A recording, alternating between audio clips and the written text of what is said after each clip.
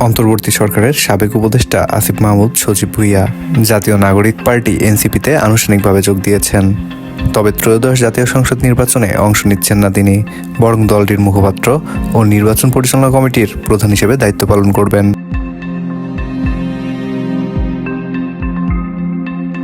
সোমবার সন্ধ্যায় রাজধানীর বাংলা মোটরে এনসিপির অস্থায়ী কেন্দ্রীয় কার্যালয়ে এক সংবাদ সম্মেলনে এ তথ্য জানালেন দলের আহ্বায়ক নাহিদ ইসলাম।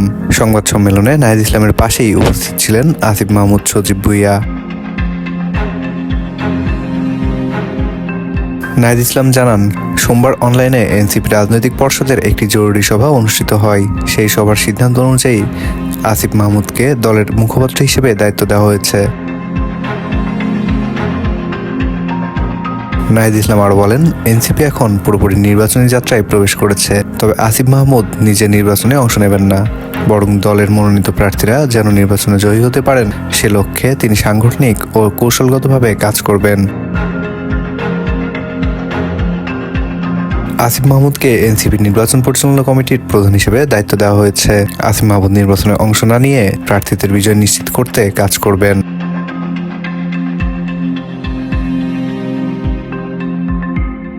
সব মিলিয়ে নির্বাচনের মাঠে প্রার্থী হিসেবে নয়, বরং কৌশল নির্ধারণ ও দলের মুখপাত্র হিসেবে জাতীয় নাগরিক পার্টিতে গুরুত্বপূর্ণ দায়িত্ব নিয়ে নতুন অধ্যায় শুরু করলেন আসিফ মাহমুদ সজীব ভুঁইয়া।